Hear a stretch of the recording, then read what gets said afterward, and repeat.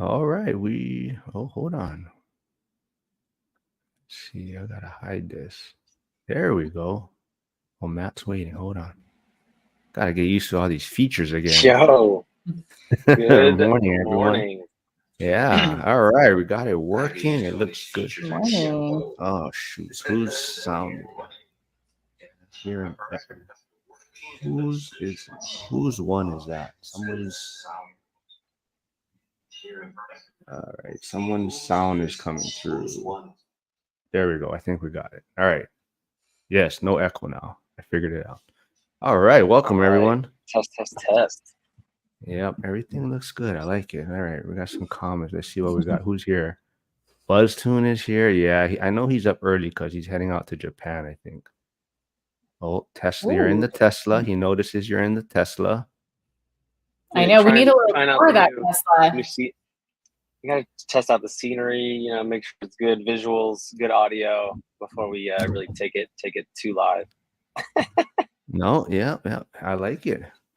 Yeah, so I'm glad we got to connect again this week. Yeah, and you guys kind of wanted to maybe touch on our main topic about kind of horror stories for short-term rentals, Airbnb. So I'm just more like a host, but you folks actually own short-term rentals. So I'm sure your guys' stories are gonna be a little more intense than mine are. So I don't know which one of you wants to start or who has a better story to go with, maybe. Matt, you go Nothing wrong with first. ladies. You don't want to go to ladies? Okay, all right. I can I can preface this first story with Where our is where very is your Airbnb? Where is it? oh yeah, here we go. Good background. All right, so it's in New Orleans, Louisiana. And currently it is a triplex. So the bottom unit is a 4-bedroom, 2-bath, and then we live upstairs in the 2-bedroom, 2-bath. So there's two kind of shotgun, basically identical units on top, and then we Airbnb the bottom. And so this was our very first booking. So I remember this week because we closed on Monday. And the sellers were operating the Airbnb. So they were like, hey, for $5,000, you guys can keep all the furniture downstairs. So it was like already fully furnished, clean out the linens, etc., do some small things. But the reason they did that is because they're like, hey, we have a direct booking on Friday. Do you guys want it? And so we had the rush from Monday to Friday to like set up, um, door codes, change out the door codes, set up the, uh, essentially all of the Airbnb things that we didn't really know. We're like, all right, we're gonna do this in a week. We'll figure it out. And the horror story comes in because with the very first booking, you're like, you don't know what to expect. Like this could go south real quick. Well, he didn't let us know that it was a bachelorette party. So we have our very first booking downstairs, 8 guests, probably ended up being like 8 to 12. And it was a bachelorette party. We didn't even meet the neighbors, but it's like 10, 11 p.m. The party is just getting started. Like the noise you can hear, and we're just like, yo, what do we do? Do we tell them to like quiet down? Like, what are we about to like? So we're like message him like, hey, just wanted to give you guys like a heads up. This is like a neighborhood, like, because we live in a residential neighborhood. Like, this is not a commercial block. We're not on the city strip. People think New Orleans, yo, you guys what living on Bourbon? Like, no, this is like a residential area, and they don't pick up. They don't answer. No messages. So we're just like, hey, can you like please quiet down? And like Jess and I are going back and forth. We're like, all right, who's going down? Are you going to go down? Yep, you want me to go down? So it's just like this anxiety ridden of like a bachelorette party. We don't know the neighbors. The music is bumping. They're not even like responding to us. And so what do? We like, well, we put like little earplugs in. And we're just like, listen, like we just about to go to sleep. We're gonna let them know just to quiet down and keep going on. We ended up getting in contact when we call them. We like say, hey, like we don't really allow parties. Like it's an Airbnb rule. Like, can you please quiet down? And like, but at that point it was like 1, 2, 3 a.m. So like our anxiety is just like for 3, 4 hours, just like at like 100%. And I mean, thankfully we get everything to like calm down. But like for your first guests throwing a bachelorette party, music is bumping, like you don't know if the neighbors are gonna call the cops or anything like that. So that was our intro to me. So it was pretty a pretty roller coaster of emotions, I would say. Yeah, Airbnb is pretty stressful, I think, especially like you saying that first booking or when you first get started. But we got Ned Talks here, and he's in the same area as you are, and he actually just Oh posted a yeah. super awesome, yeah, awesome video on YouTube because he is selling his primary residence, so he's trying to kind of, um, I guess, change his portfolio a little bit to take advantage of some things. But yeah, go check out his channel. He has a super good video out recently. But yeah, that first booking, I mean, it's you don't know what to expect, and to have a bachelorette party on your first one, I mean, that's kind of stressful off the Yeah. bat. Well, and you didn't Right. It's like even welcome. make the booking. So you're like, you don't even know like who these people are or, you know, anything about it. Usually when you book, you can kind of like see their profile a little bit, at least know their name and like how old they are and like if they've booked on Airbnb before or they have bad reviews or something. Exactly. Like the hindsight is like we didn't really do any vetting. We were just like, okay, what time do they check in? Do they how are they gonna pay? And it was like, oh, like here's her cell phone number, like they're gonna pay cash. And we're just like, all right, well, we gotta get the downstairs ready. So like our focus was just like, how do we change the locks? How do we make sure the linens are clean? How do we clean it? You know what I mean? Like we just did all that ourselves. Like it was a sprint from that week. Um, but yeah, like looking back, like we didn't know who we were letting into our property. Like we've been there a week, lived in there, and it's like, okay, come on in. You guys got to throw a party. And were there other people living in the third unit?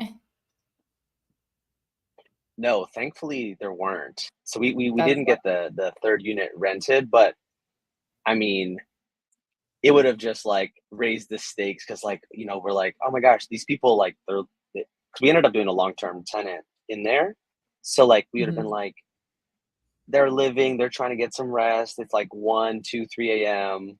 They probably got work the next, I don't know what weekend of activities. So, but yeah, that was the thankfully there wasn't. Yeah. That would have been like, okay, these landlords suck. We don't want to live near an Airbnb. It's Yeah, crazy. I Oh, know. And man. that was in like 2021. So I think since then Airbnb stances have been more against parties. You'll see on the news like that, like the bad apples that ruin it for everybody.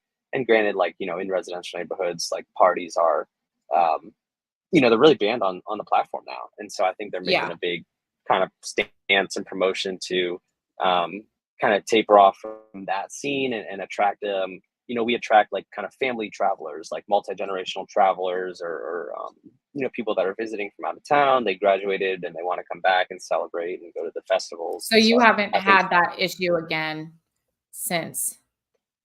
no, we've quickly learned to vet and say, hey, just a heads up, like there's no parties, you know, we're in compliance with the city and Airbnb, we'll ask you to leave, we'll kick you out without any refund, etc. So it's like they know full well, like, hey, if you book with us, just be heads up.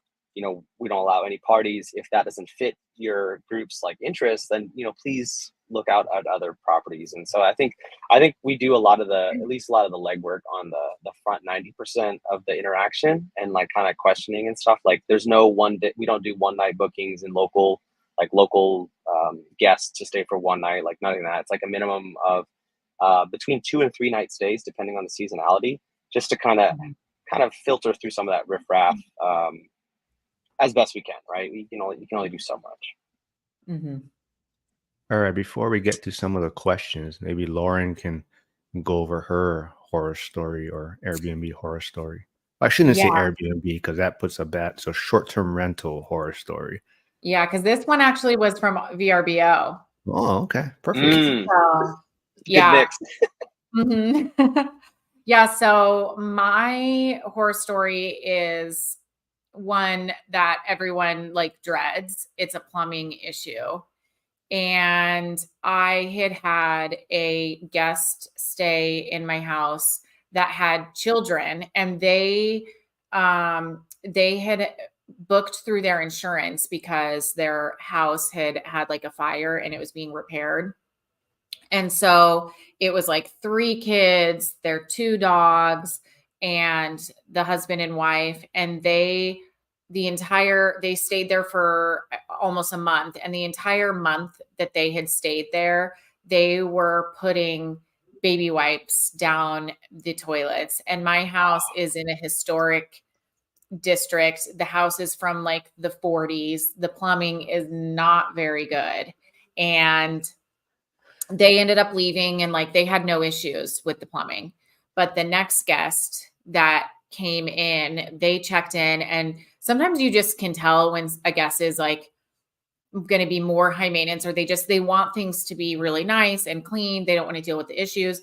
And this guest was from Miami and they were coming up for a weekend, and they flushed the toilet in the master bedroom, and the pipes basically like exploded. It was backed up, like pressurized, coming out the master bedroom toilet, and it flooded within a matter of minutes. And it was the most horrid smell you've ever smelled. Like, it was basically just like feces filled the room.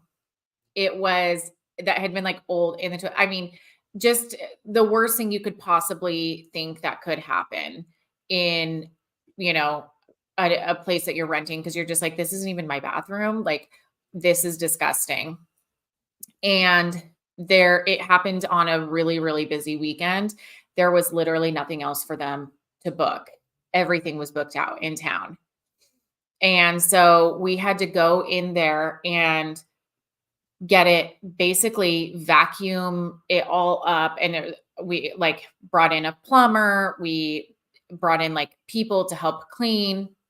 It took like 7 or 8 of us all there vacuuming, cleaning. We had to move the furniture out, the rug, everything, and like clean it, sanitize it, and convince them that it was fine. The issue was fixed and it's going to be okay. But it's just like, it was the reason people don't want to get an Airbnb is for plumbing issues like this. And I'm like, okay, this is a nightmare. And it is exactly what you don't want. Yes, exactly. It's a crime to say those are flushable, because they're not flushable. Every time I see those now and it says flushable, I'm just like, they're ruining all over the world with that. Well, it does, but but most of them say like it's flushable, but it's like you can only flush one at a time or something, right? I think on the warning or on the package.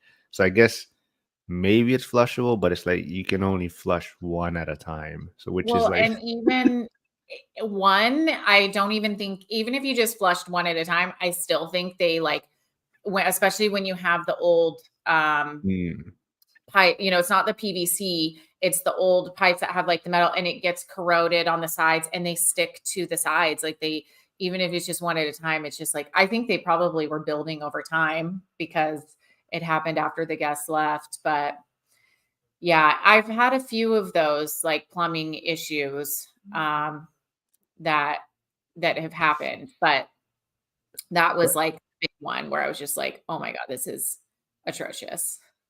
see, so I think that so a lot of these problems can still come up, even if you have, long-term rentals, right? Or midterm rentals.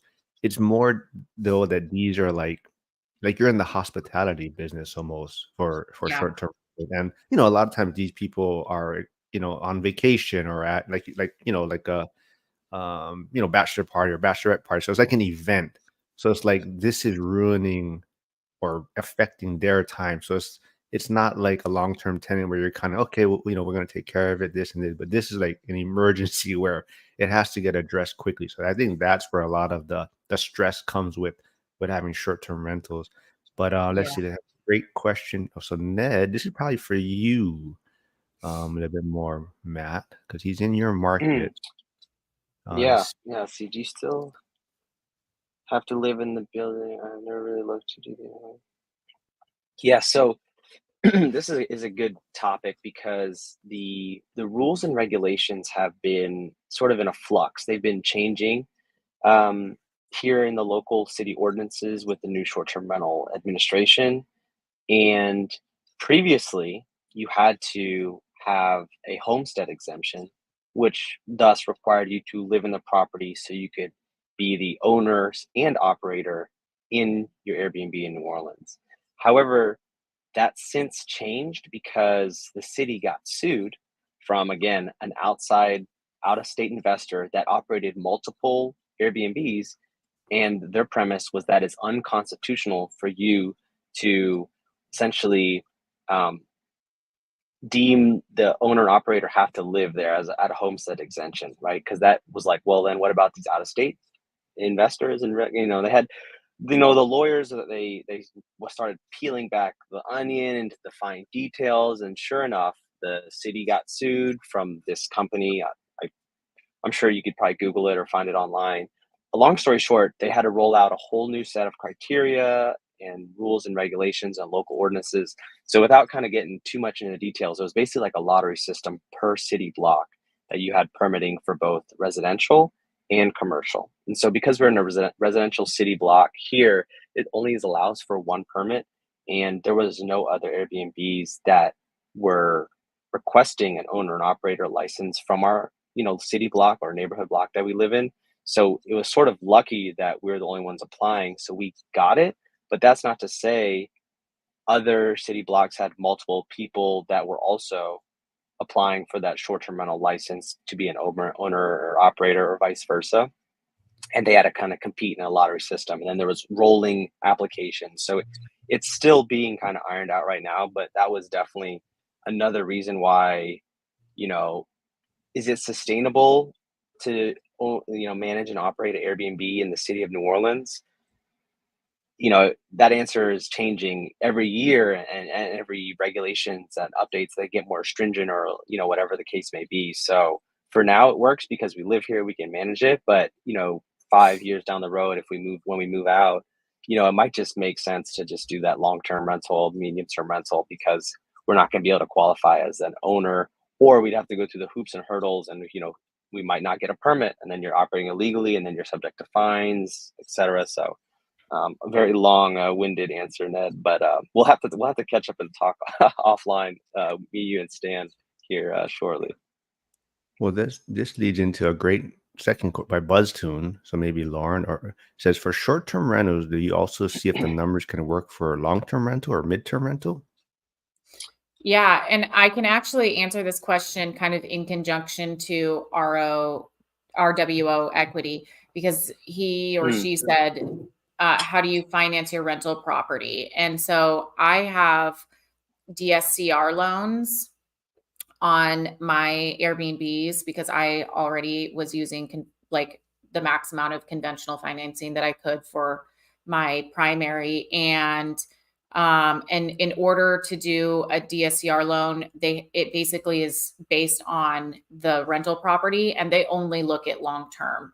So you can't get a DSCR loan without the property being able to pay for itself as a long-term rental.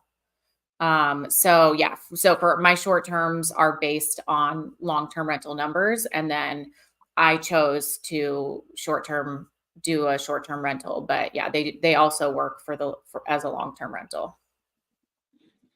Nice. So what are you guys seeing right now for your guys' markets? Is rates or occupancy coming down, or what are you guys seeing?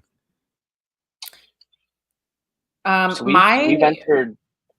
Oh yeah. Go ahead, Matt. Go. Oh, I was just saying we've seen. So our high seasonality was Mardi Gras to the Jazz Fest, era, like lots of festivals in the early spring.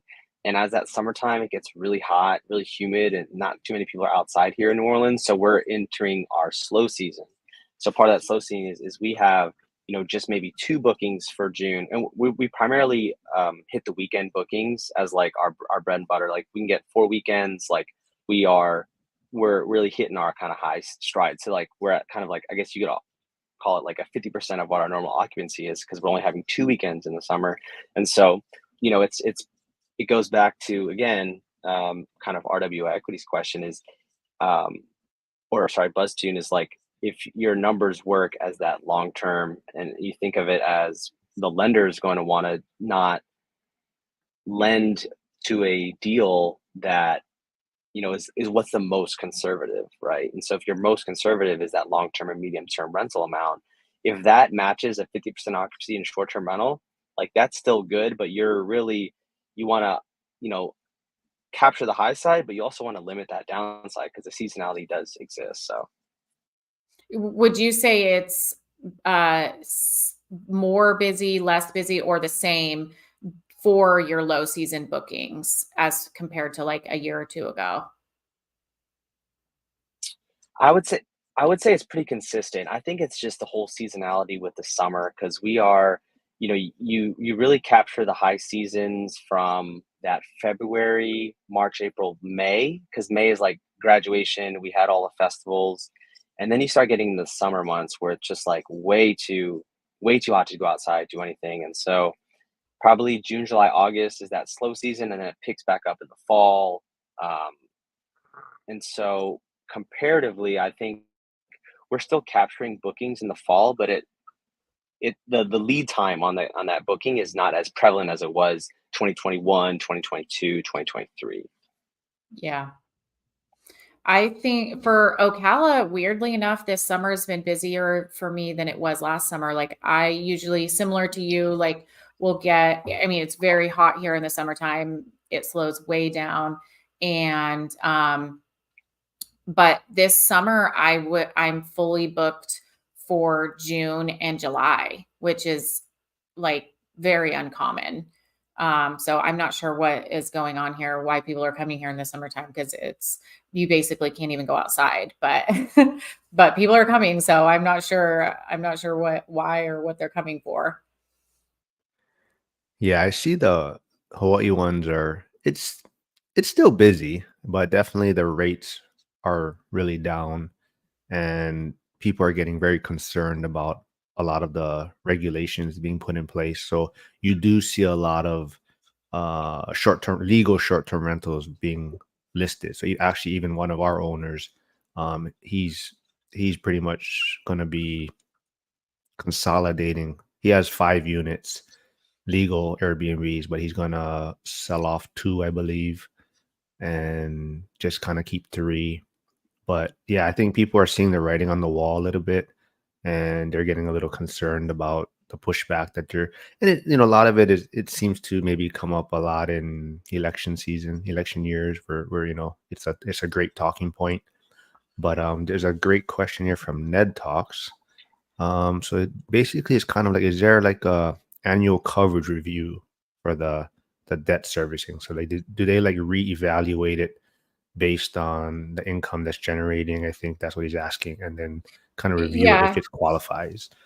No, they don't do that. That's like I understand what he's asking. It's like when you have a commercial loan, you have to do reviews essentially to show that your business is making enough to cover that loan. You have to give them sometimes quarterly um, income and expenses statements to your bank. DSCR loans do not have that. They're exactly the same as conventional financing. They just are based on the property and not on your income.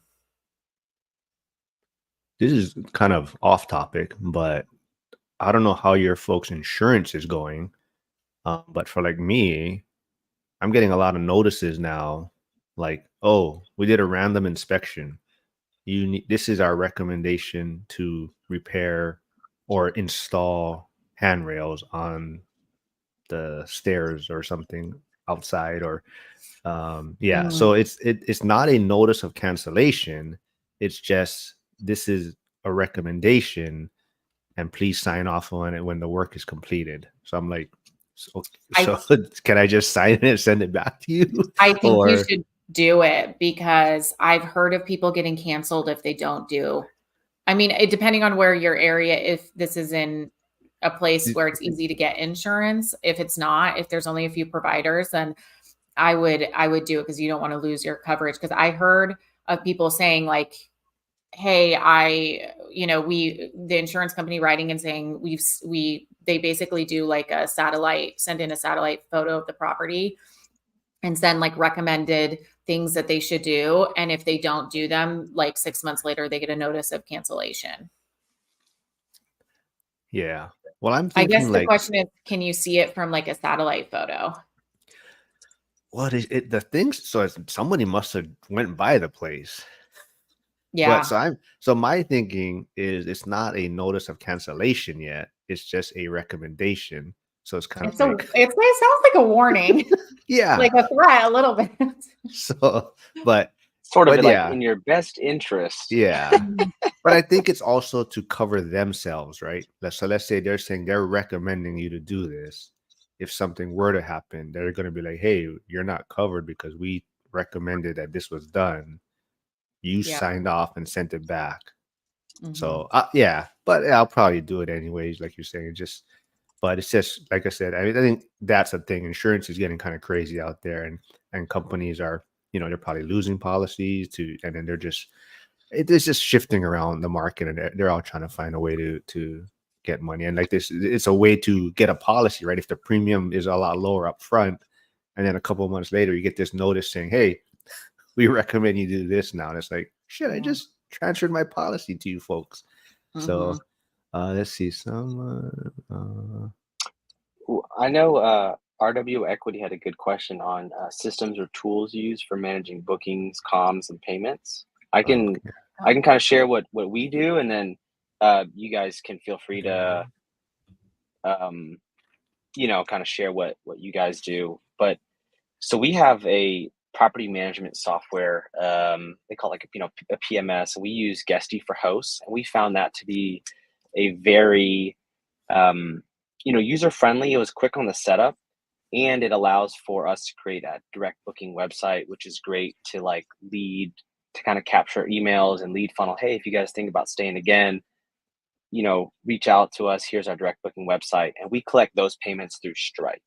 But primarily for managing bookings, communications, and payments, all that is done through the Airbnb platform and through Guesty for hosts. So it takes a little bit of work and systems upfront, but you create the message templates. And thankfully, Airbnb has done a pretty good job of, like, we used to have to use Hostfully for a digital guidebook.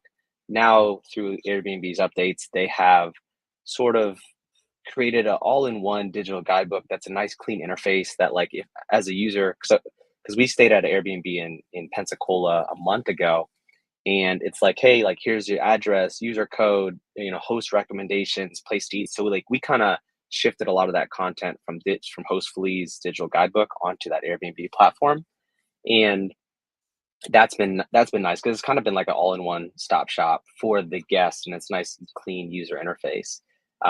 So again, that property management software that probably eliminates 90% of the communications. Like just every one-off, we might have to address something, but I think those systems that you set up in the front are huge for limiting your workload and not having to add another full-time job to your plate. Yeah. Do you get a lot of direct bookings from people that come back again, or is it usually just like New Orleans? I imagine people do it as like kind of like almost a bucket list trip or bachelorette Yeah, or we've had a few. So there's a famous music hall near where we live called Tipitinas, and we've had a group that's come 3 years in a row that they want to see the same bands, and so it's a mix of that. I would say for every 10 Airbnb bookings, we might capture like 1 to 2, so between 10 and 20%. People that like to come for Thanksgiving, people that came and we've already got Mardi Gras booked because people wanted to come back, and they're like, yeah, so like we'll capture the high big ticket items, but like you said, the one-off, hey, we're in town, me and some friends are meeting out in New Orleans, like it'll probably be harder to kind of capture those direct bookings. But I would say, yeah, it's like 10 to 20%. And we could certainly do a better job about capturing the emails. And I know there's a software called StayFi, which it's similar. Like, you've ever been, like, when you go to Starbucks, you have to enter an email to log into the Wi-Fi. That Mhm. was something that we talked about. We didn't really implement because we didn't really know where the short-term rental rules and regulations were going. So we didn't want to kind of pay for this new marketing software, but that would have, you like have to log onto the Wi-Fi and capture the email, and like then we could have kind of used that as like, hey, if you're thinking about coming back to the area and you want to stay again, we have a direct booking, and kind of go through that. So Yeah. Do they send out, so for your lock codes, do you do that through Guesty? Does it integrate into the locks, or do you do that separately? yes, so Guesty, we have that linked through, we have August locks. And so I think there's another popular one is the Slage on code one, I believe. But essentially, the guest will, the morning of at 10 a.m., they check in at like maybe like between 1 to 3, depending on if they want to like check in a little earlier. That morning, they'll get a message with the door code, and that it like costs 25 cents every um, code generation, but that Mhm. syncs with the property manager for a guest for host. So that's a nice kind of feature that we don't really have to think about. I think mostly we'll like go in and check the code. Like if I'm leaving out for work, I'll just go and check the code, make sure it's working. But thankfully that system is it's integrated very, very nicely. And I think that's when you're looking for these property management softwares, the more integrations you have, the more options you have to customize and make that system a little bit more streamlined. I think it really overall takes the workload off your plate a little bit.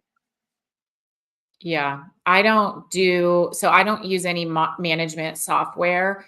I have like automated messages that I've created through Airbnb. And like you said, Airbnb stepped it up. Like when I first started, I was like, okay, I'm going to do this myself just so I can kind of like get to know the process. And then I started going, okay, this is a lot of like communication.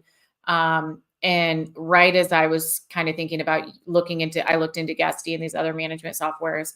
Airbnb did an update, and you can plug in like automated messages, like welcome messages, everything. So, and it'll put in the guest name and everything. So, I use those. And the only thing that I'll say is kind of slightly tedious is, the codes for me, sending out the codes. Cause I have to I use Quickset, which they're not terrible, but I don't think I would recommend them as being the best option, because I've had a few issues with their software and the lock. Like I've only had them for like 2 years, and already I'm having to start to replace them because the software in the locks is not like updating and the times are off. It's in a different time zone. It gets weird. So I wouldn't recommend Quickset, but what I've been doing is I just will go in, and at the beginning of the week, I'll spend, it only takes like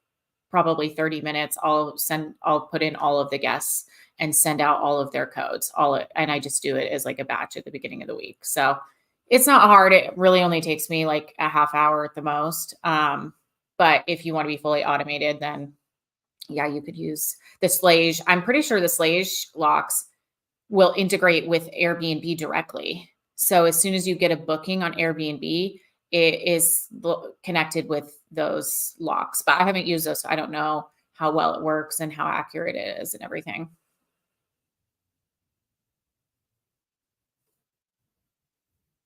Yeah, part of the reason I wanted to manage like short-term rentals is I wanted to see how automated I could make everything. So if I ever wanted to do it remotely, and I think you guys would probably agree. I think you can get it maybe like 90% automated, 95% for the most part. But like Matt touched on, there's just these few things every once in a while that you kind of need that either human or personal touch or response to the message or what's going on. So I think it can be done. There's a lot of systems, like you guys said, to Airbnb's, stepping up their game, improving their things. But yeah, you can get it pretty automated for the most part. Like you said, a lot of things can be handled remotely, automated. So let's see it. What I mean, I guess staying on this topic, like what would be the biggest challenges you face managing your short-term rental? For me, I would say the goal for me is to always be fully hands off. And there's a balance between of course, if you want to spend a lot of money, you can always find somebody to do whatever it is you don't want to do. So there's a balance between being fully hands off, but not paying 20% of your bookings to a property manager. So, for me, it was like at first, the biggest challenge was a cleaning person. I was having issues with finding somebody who would clean to the level that needs to be cleaned and not cutting corners. And then, I had hired a woman and her employees started stealing, just stuff like that, where you're just like, they were stealing like laundry detergent and stuff, where you're just like, okay, this isn't like, this is just, I can't trust you to, it's just weird. But but now I have an incredible cleaner and she manages her people so well. And if there's any issue, she goes back and fixes it right away. And she'll, send her, if they're on another house, she's like, you got to go back and fix that. And they know that they have to go back and fix it if they don't do it right the first time. So now they just do it right the first time. So she's really militant like that, which I love. And I can trust her that the place is going to be cleaned. And then the other thing is finding a really good handyman. So when the toilet gets backed up or there's an issue, like the cleaner calls and says, hey, this fire alarm needs the batteries changed and I can't get up there and reach it, I can just call the handyman and he'll take care of it. So it's really just like building those people around you that you can call in those situations so that you have somebody. Like with Airbnb, you are in the hospitality business. You will have to have somebody show up and be in person and be a face and a person that they can talk to. It's never going to be like fully, remote, whatever. So if you don't want to be that person, you got to find those people to do that for you. So a good handyman and a good cleaning person that can go there when it is necessary. And then also I have pools. So somebody who can come in and take care of the pools in the right way. And if whatever, an animal is in the pool, I can call my pool person and say, hey, can you go and get this animal that's swimming around in the pool? Yeah, I think, for me, the challenge is because I'm not the owner, I'm just the manager. So I'm kind of stuck in between a little bit. So, if you, I, your folks one are homes basically, right? They're single family homes or multi-family. But, mine are the legal ones are all in like an apartment building. So it's like you have these building regulations that you have to go by. So like some of them you can't have lock boxes for the keys, on site, or they have to fill out a guest registration form that has to be handed. Like, it can't be emailed. They don't have like, it has to be dropped off at the office. And then you have to deal with the owner side, who may not want to do repairs or get their property up to a certain standard, or when a guest reviews something and says, hey, it'd be nice if the coffee maker was new or updated, right? And the owner's just like, I'm not gonna buy a new coffee, so I'm like kind of in the middle, and I kind of have to balance everything out to kind of meet the building requirements and at the same time make sure that the owner's making money. But also I got to realize that there's things that they may not want to fix or repair or replace. And sometimes it's frustrating because you're like, yeah, but we have like 5 reviews and it looks bad on us, right? Because it's like these Yeah. people are reviewing it 5 times saying this, and then you have an owner that may not want to replace it or whatnot. So that's the challenges I have. And also, I don't know, do you guys have like a lot of like maybe foreign clients? So I think the language barrier sometimes is a challenge for me, like in the communication. Ooh, yeah, I could see that in Hawaii because there is a lot more foreign travel there. We don't really get, I mean, I don't know, maybe New Orleans too, but in Ocala, Florida, it's not a lot of foreign travelers. Yeah, so We even have like last night actually had someone asking for, I guess, for like visa waiver. They needed information to put on like a visa me. waiver type of thing, and they wanted like my information, like a point of contact. And I'm like, You don't want to you be can, sponsoring them.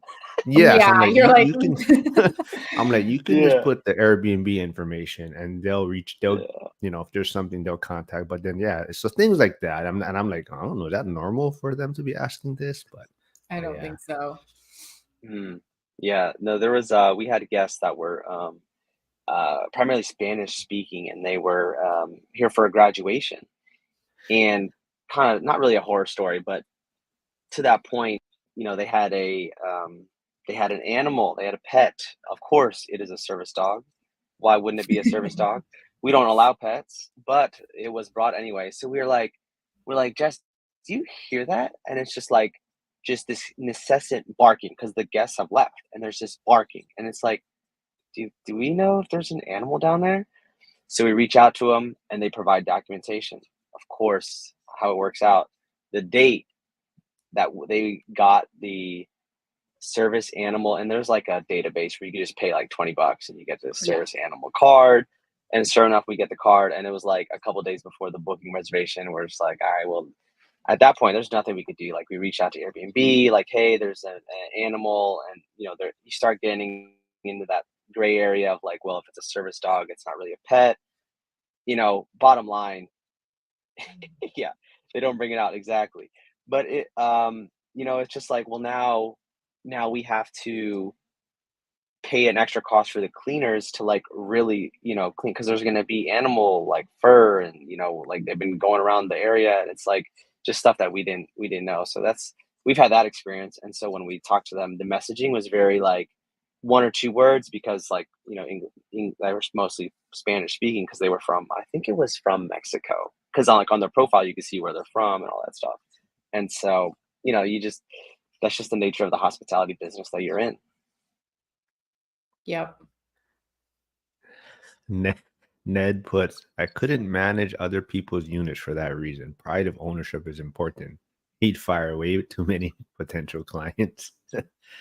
Yeah. It's don't blame hard. them. Yeah. I find that in Hawaii a lot, people don't want to do the updates necessary, especially because the ones that are legal are the ones that are in these like condo and apartment complexes. So it's not like you can it's not the same as having a single family home where they're just like, we're one of 50 units in this building, and so they're just kind of like, whatever. They're coming to Hawaii. There's not that many Airbnbs to book, so they kind of know that even with the bad reviews, they can still get bookings. Exactly. And a lot of times, a lot of these legal ones too, or like you're saying, in the condos or apartment, they're not, you don't, I guess, technically own them. They're all leasehold.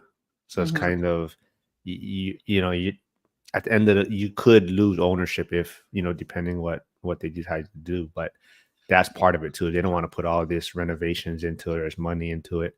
And like you're saying, to a lot of people just look at Hawaii, it's like, oh, that's attractive enough. That's going to bring people here anyways. So, and then Dennis, Dirty D said, yeah, service animal, but they don't bring it out with them. Yeah, suspect. Mm-hmm. And then Dion always talks about in the community, have you met people? So that's like, because he always talks about like partnerships, like doing partnership deals and things like that. And he doesn't get himself involved with that. He does everything on his own. And he just like, that's his thing, right? Have you met people, right? Like he doesn't really want to work with others in deals and things like that. And yeah, I get it, so. But yeah, let's see. Yeah, I think Trade Better had said, have you had any issues with squatters or total destruction in your Airbnb? So I stayed at an Airbnb here locally, and it's this older woman who like has a bedroom, like kind of like an in-suite situation on her house. So she lives in the main part of the house, and she has a little in-suite place. And I was moving and my house wasn't ready, so I stayed at her place for like 4 days. And I was talking to her, and she was like, oh, I saw you have Airbnb. So we were kind of trading these horror stories. She said that she had somebody who was dropped off by the place that they were staying, which she didn't know this at the time, who that person was, but the woman moved into her place and then was complaining and, kind of being weird. And essentially at the end of her stay said that she wouldn't leave.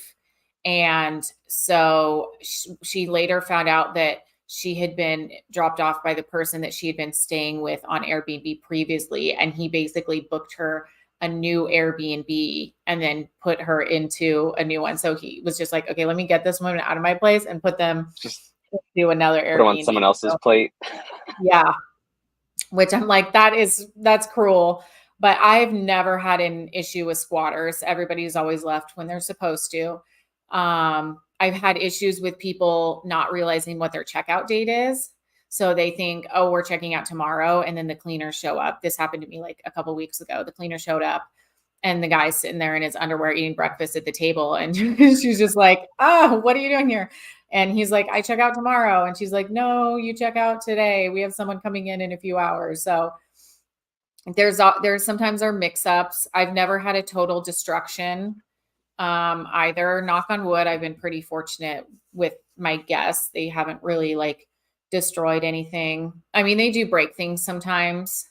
I've had lamps go missing, things like that, but nothing too crazy. Have you ever had a total destruction, Matt? So thankfully not a total destruction, but we had a group stay for, a weekend, and after they check out, we go in, we like check it out. We go sit on the couch, check it out.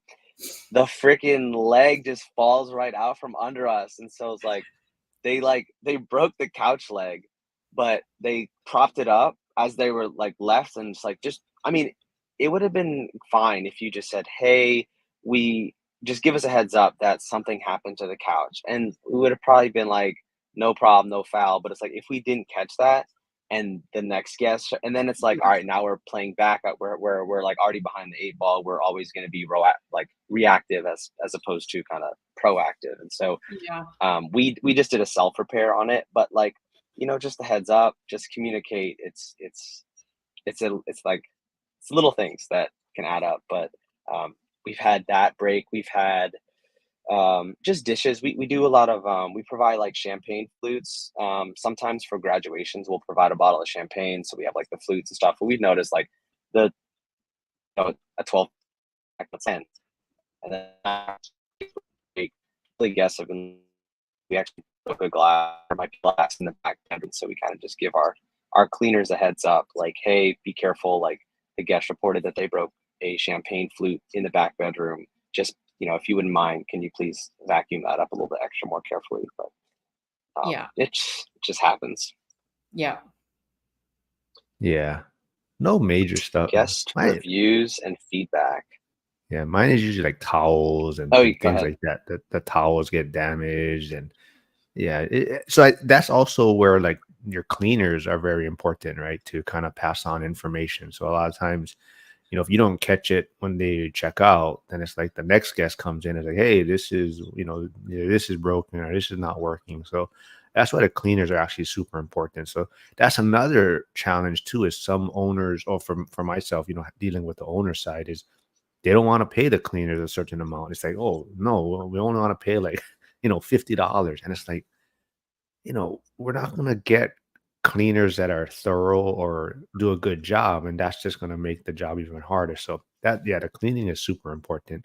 Another good question: how do you handle guest reviews and feedback? Oh yeah. Yes. Well, I only get 5-star reviews, so. Oh, jeez. No, I'm just kidding. I've got next question. Next. No, I have gotten some bad reviews, but I think reviews are like the best tool. Like if I get a negative review, like about cleaning, cleanliness, with my old cleaner, I was getting a couple like, the house wasn't as clean, or there were bugs in the windowsills or something, like it just hadn't been like really, really deeply cleaned. Then I got to talk to my cleaners, because the guests, the reviews are pretty honest most of the time. Every once in a while, you'll get like a crazy person who writes a review that you're like, the whole time you're telling me how beautiful the house is. And then in the review, they say something that isn't, or they give you 3 stars and they said, sometimes they give you 3 stars and they say the house was perfect. It was beautiful. It was amazing. or 4 stars. Like some people won't give 5 stars because they like, for whatever reason, are like, I don't give 5 stars. So it depends on, but most of the time I take the reviews to heart and I'm like, okay, how can we fix this and make it better? Because it really does, your business is based on reviews. So I'm always trying to make it better. And I always respond to the bad reviews and say, hey, thank you so much for letting us know. Like, we'll take care of it, or whatever, the response required is. Yeah, I gotta thank AI or Chat GPT for my replies or responses. So if we do get any, bad responses or reviews, just like, hey, take a breath. Don't type anything yet. And then I type it Let into Chat GPT. ChatGPT Yeah. say it How for can I, you. and I always, how can I politely respond to this person? And that's my prompts for the AI. But yeah, Yeah. Yeah. yeah, there's just some people you can't please. I mean, that's just how it is, and you just gotta take it with a grain of salt.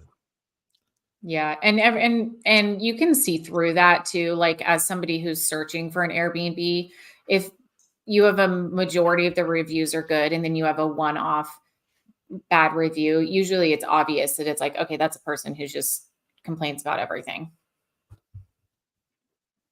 Yeah, I think, like, you try to give people the benefit of the doubt as well. So I think, to your point, Lawrence, like, you know, it's probably even more telling about the kind of host, the kind of hospitality business that you run, when you do take that negative feedback and it's an opportunity to improve, or it's an opportunity. Like, we had guests that said, um, they liked the coffee machine, but they wanted a different type of coffee. And it's like, all right, well, now it's like, that's a good idea. And like, now we have, like, there's light roast and dark roast and organic. And it's like, I mean, you can use those little feedback or reviews, and improve upon that guest experience. And I think that's always another way to look at it. It's like, you can't please everybody, like you said, Mark, but you can do what you can to at least accommodate, to an extent, with this, like, I think that's all you can really ask for. You can't really be perfect. So Yeah. Yeah, so Trade Better, we're gonna change his name. It's Trade Better 99 now. So it's Oh, inside really? joke. Why Well, 99? he was trying to be the you 100th try you try to member get 100. of Michael Zuber's school community, and he ended up being 99 of the Oh, signing up. So but yeah. Yeah, he recommends Kauai coffee. Oh, so actually, yeah, that's Lauren has a no, not Kauai. You like Kauai, but your property's on Maui. yeah, Um, yeah, I would definitely have Kauai coffee if I was on Kauai. I mean, that's the easy thing to do. If you're in a place that's like themed like Hawaii, for if I don't have any short-term rentals in Hawaii, but if I did, all of my stuff would be themed. Like, I would have Kauai coffee. I would probably, if I did a welcome gift for a guest, it would be like chocolate covered macadamia nuts or something. It would just be like Hawaii themed. It would be so easy to do that. I think it would be too expensive here in Florida to give Kauai coffee. so here's one for Matt. Ned says in Yeah, NOLA, you got to have coffee and chicory.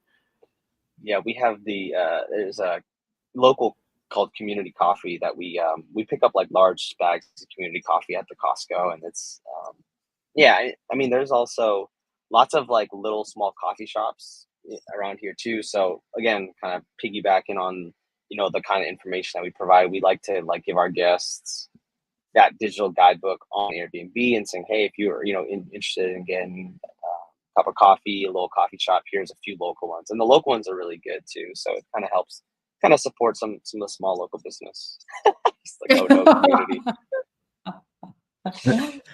I said, okay, Buzz okay, French truck, French truck.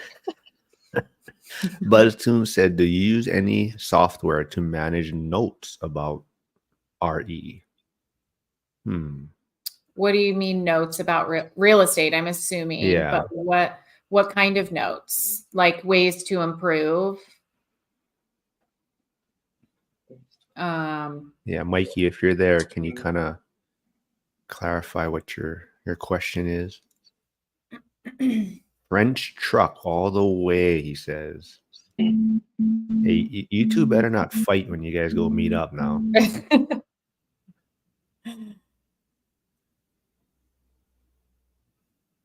Let's see.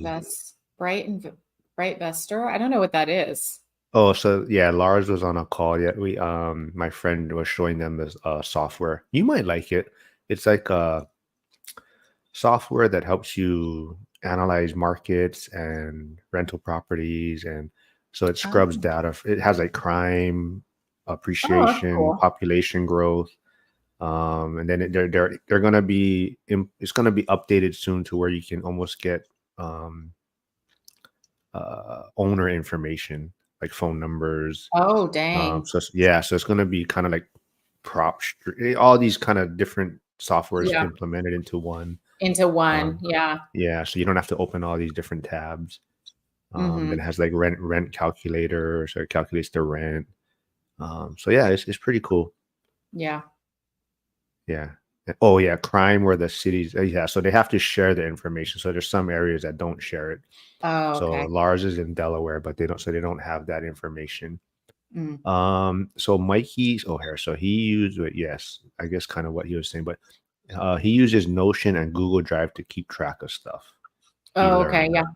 I have a note in Mm. my phone, like on notes, where I keep track of things that I've learned, but usually I also just like kind of implement it. Like I don't know if I necessarily write it down, but it's probably a good idea because that's how you create systems.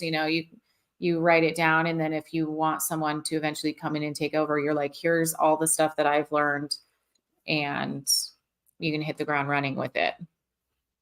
So it's a good idea. I just opened up a tab for Bright Investor, and I think it sounds like it just consolidates all those tabs that I had on Google when I was like doing my rental market research, and gives you a one-stop shop. So that's actually really cool See, platform. you It's should have hopped seems on the pretty call with streamlined. us Wednesday night, I should have. or I'll introduce you to Donato. Oh, and he has they're coming out with clothes. You should go go to Bright Investor store. I think there's like I put the hard money lending or something like that, and it has like I forget, but there's a lot of cool shirts. Some swag, Yeah, some it's swag like apparel, or if you're like a wholesaler and you like I buy homes and you got a QR code on your back, like that's actually yeah. kind of cool. Meetups They here have and some there. shirts like that. So I think it's Bright Investor store, but yeah, it's a pretty cool software. I mean, so like Joel uses that when he has clients or that come in for lending. He kind of helps them evaluate properties, and they can show I like comps that. and things like that. But oh yeah, he needs Crocs. Yeah, see, Trade Better knows. Yeah. Did I send you, Lauren, the Crocs Crocs on sunglasses? wheels? Yeah, but the sunglasses one? No, I didn't see that. My son, he's like, I sent it to the mom and she showed it to him, and he's like, "Oh, those are awesome. I got it. Those look awesome. I gotta buy them." The mom's Oh like, my "No, do gosh. not." But yeah. No.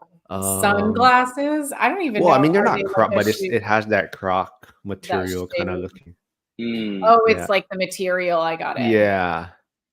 So my son they went to Disney World and they went to North Carolina for weddings because that's where she's from. But my son wore Crocs the whole time, and like Oh, his feet weren't. So he's always like, "See, you need Crocs." And the mom and the grandma are like, "Oh, my feet are sore from walking," and he's just like bragging, "See, you need Crocs. You don't have any yeah, it's feet not because Crocs." he's a kid or anything and Yeah, doesn't It's a get young, tired. yeah, I was about to say, young age right there. His feet yeah. were probably sweating. He was walking around in like swimming pools in those Crocs. And he's walking around Disney World. Yeah, I know. Let's see what else we got here. Yeah, do you guys use Notion? I see Notion quite a bit. So BuzzTune did mention that as one of the software he uses, but I see that quite a bit now. I've never even heard of I've Notion. I have heard of it. I think it's like a calendar type of scheduling Yeah. type thing and notes. I do use Box. I use Box. Well, I have Box, Dropbox, and Google Drive. I mean, not by.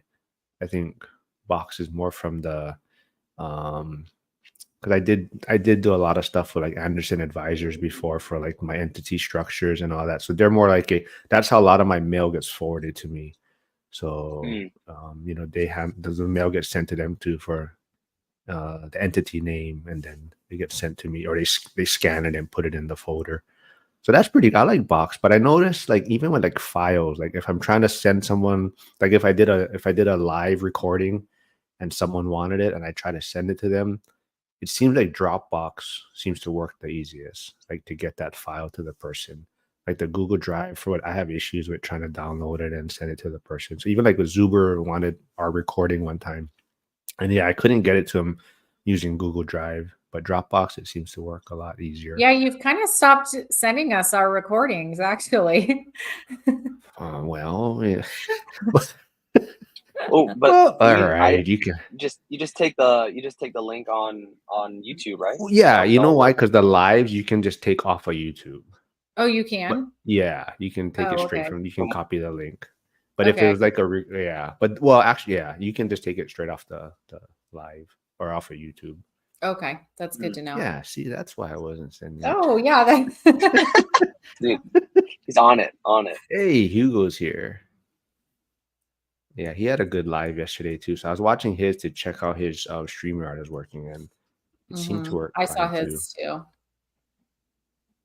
So yeah, Oh, we're past that hour mark, and that's where I was worried about because it seemed like at the hour, so we're still doing good. So it's not having any hiccups. Um, yeah. that's a positive sign on StreamYard's platform. Huh? Well, like I said, I bought a new router. I turned all my other Wi-Fi devices off in my room I'm in right now, just to be safe. So everything else, like I have my iPads here. Yeah. So, but everything else is not on the Wi-Fi. So I'm just trying to make sure that there's no issues. And yeah, it seems to work well. I mean, I like it. It's a lot easier to use. Yeah, I don't know. Anything else on Airbnb or short-term rentals you guys want to maybe just talk about real quick before we wrap things up? Mm. No, I think it was this was a it's good. You know, Airbnb hosts they have to vent to one another and Yeah. get out those stories because like like reviews are everything in this business because it's like the first thing the guests will see. You know, they're going to see the images of the property, but they're going to go to the reviews as well. And so it is very much so the hospitality focused business, not so much the real estate side of things. And Yeah. See, it would be Hugo to notice my mic changed. So That's crazy. How you didn't tell him? no, but I had to change. Well, I didn't have to, but it's easier for me to type and stuff because now it's higher up.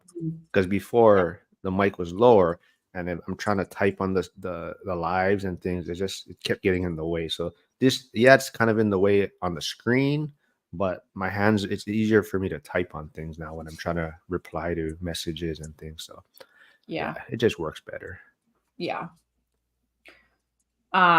Trade Better said, would you recommend Airbnb now if you started over? And for me, I 100% would. Like, I still love having my Airbnbs. They still do super well.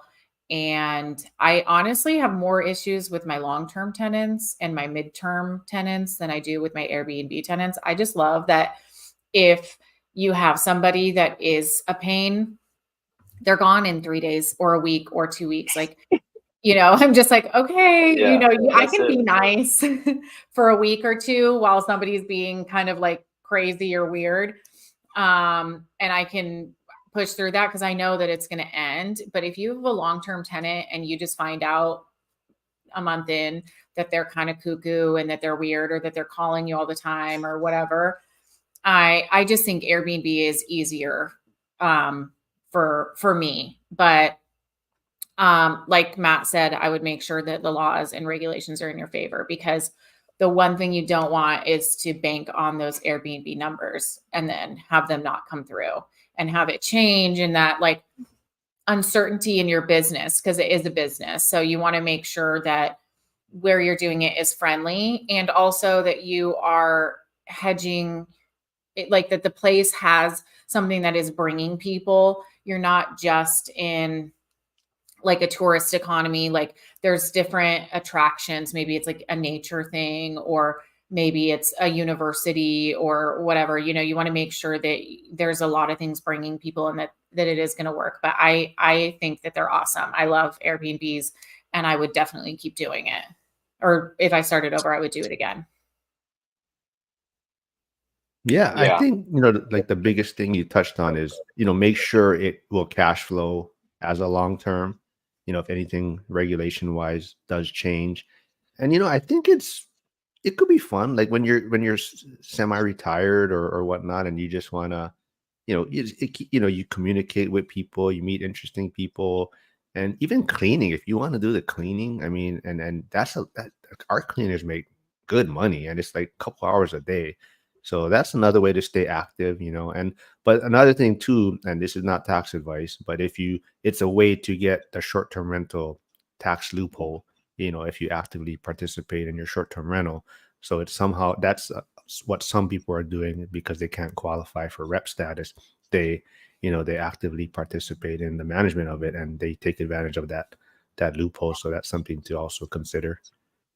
Yeah. Speaking to your point, Matt, where you said, I think there's significant upside on the larger, more bedrooms. I will say my places are all, well, I have 4-bedroom and 3-bedroom places. And I know a lot of people who've gone for the smaller, like studios or 1-bedrooms and, or just smaller places. And they're competing with hotels. So if something shifts or whatever, you're kind of, competing with a hotel still, versus my places. I never feel like I'm competing with the hotel. We always have larger groups. So for me, it feels a little bit safer in a way to just differentiate myself. So I would say if you are thinking about getting into it, consider going for a slightly larger place and getting as many people to be able to sleep in your place as possible, because that brings, you can charge more for larger groups because it's just not affordable for them to get a hotel. Yeah. I really like that. I think, more heads in beds kind of deal. But to that point, like for us, I think also there's this aspect of a lifestyle asset. And what I mean by that is like, we enjoy going to Orlando and Disney World. And so like our future kind of lifestyle asset goal would be to own a 5, 6, 7 bedroom in Orlando. And then it's like we can use it some parts of the year. We can invite other friends, families, and you can kind of have that group vacation, which I think that's an awesome experience as well, to all be in one roof as opposed to trying to coordinate. Hey, you're in this hotel room. Hey, you want to come down? It's like, nah, like everybody's in the same spot. There's a pool in the backyard, all that stuff. So I think I think that group vacations, I think, is something that is for sure um, a way to incorporate a lot of family, like my wife's parents, my parents. You know, that is a good environment that I don't think the hotels can provide or compete with, because it's your shared space. Like get that single family 6, 5, 6, 7 bedroom. It's like I think it's I don't think that will go away. Yeah. Yeah. Dennis says, yeah, that's a great point. His family's so big. We only do short-term rentals when we travel. Yes, I think, there is a place for it. And I think good operators will make it through, and I don't ever see it probably being completely banned, but yeah, there's always going to be regulations and always pushback, but I don't think it's ever going to completely go away. Yeah, Hugo says he loves Orlando. He's going to buy himself something out there. There was one that I saw that I wanted to. Did I miss it? Shoot, where did it go? You come vacation in SoCal, I go vacation in Hawaii. We swap properties for the week. Boom.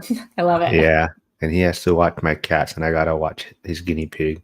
I said it's gonna become bacon. Oh, that's actually talking about. I did see something. I forgot if it was on X or YouTube, but it's something about horses are getting like super expensive, like the cost of. Oh, horses? Yeah, Oh my God, they are so expensive. yeah. They the More the more price more of, expensive than normal. That's what the video or something was saying. I think the price of hay is increasing all the time. And so people, the feed, the grain, the hay. So that's probably what they're talking about. It's probably like the care, just like anything, everything. Our food is more expensive, the inflation. I think it's true for horses too. Trade Better 99. Great points. Would you ever do cabin or TP experiences? Huh.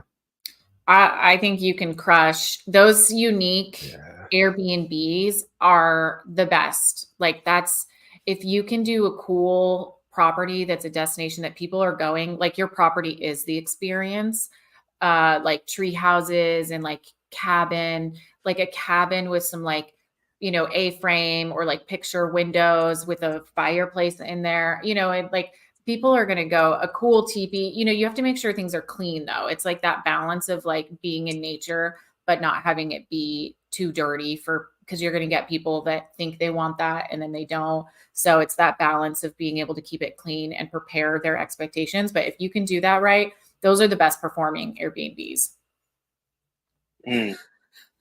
Yeah, I've seen those. I've seen the kind of glamping vacation experience. Mm-hmm. Yeah. Buy ponies instead. Ned, a close friend of mine bought a house in Florida that was a 5-bedroom Airbnb on the water. No idea. Oh shit. No idea. Whoa. So I think you got to make your money on the buy, I feel like, on that one. Because that, to calculate that rental income to cover the mortgage, fees, taxes, cleaning, property management, etc. It's got to have that significant experience draw, right? Like what is the big draw? Or maybe it's like one of those places in Miami that people are willing to pay, $10,000, $15,000 a month for $20,000. I do know there are some like super, super luxury properties in certain areas on the water in Florida where you are getting like, you're a luxury vacation rental and you're maybe providing like a yacht, or it's a mansion and you're getting people that are willing to pay a ridiculously large amount of money for it. But I wouldn't say OnlyFans themed. What? I'm gonna have an OnlyFans themed Airbnb. No, Hugo said Airbnbs need to be an Instagram studio theme. An Instagram studio theme. But man. He said he's going to be reaching out to you folks to do live stream or individually. So be on the lookout for Hugo's messages. Let's do it. Dude, that's what I'm talking about, an Oli Crocs theme. Yeah, man. It doubles as a wedding venue for the one in Florida he was talking about. Yeah. Yeah. Wedding venues, they cost a lot of money. That is true. That would be the evolution of our investing portfolio, would be to double as a wedding venue, event space, and have Airbnbs on the same lot. So that way the bridal and the groom party, they can just stay at a central location. They don't have to worry about transportation, all that stuff. I think stuff like that. Like, again, you're providing that experience, that hospitality, you're hosting venues, events. I think that would be that'd be a cool, sweet project to do.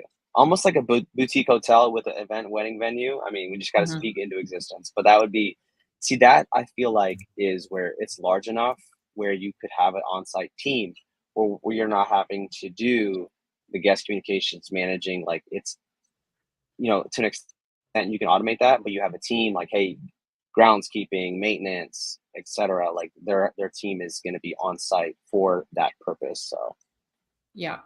See, we have a bunch of Crocs fans here. I love it. Oh, Chris stopped by. So Invest Lynchburg. So I don't know if you guys, he also has a super good YouTube channel. He's very big on economic data and stuff. Yeah. He breaks stuff down. So go check out his YouTube channel and his Twitter. But I'm actually talking with him. I think it's this coming week. Yeah, Chris? I forget. I gotta go check the calendar. But yeah, I'm just gonna let him talk about economics. I might not have much to say on that one. But Hugo says the average US wedding in 2020, 35,000. That's just crazy, man. That's insane. And then you go buy a Tesla after you get married. Oh, I sorry, know, Matt. man. I saw that you're getting a new Tesla. Are you in the new Tesla, or you're getting it soon? No, this one? This is. Is Are you this the talking about the newest? Cybertruck? He's gonna get the Wait, truck. are you getting a Cybertruck? Oh well, I mean, we put our reservation in, but I'm sure we're way down the line. We're not cool enough. But no, I wouldn't get another one. I mean, I would get another one, but right now I think this one's fine. It's because it's more than enough. It's a good little city commuter. We haven't really done too long of road trips, so it's but no, we enjoy it. It produces content when we can. Yeah. So Ned says he bought it as a second home, 30-year debt. Oh, nice. That makes sense. Yeah. So And he's just then- probably making what he can on it, but it's a second home. Oh yeah. See, Chris is breaking it down for economics. Like $35K for a wedding. Wow. I don't see that price even coming down for 2024 statistics. Yeah, just don't get married. Nah. That's moral of the story. Yeah. I think you can kind of I think it's all about tampering those expectations when you are wedding planning, because I mean, you start messing with some of these wedding planners when you start tacking on wedding, and it's like, all right, 10x, 3x, 5x, like just elope and go on a really great vacation. Your family might not like it, but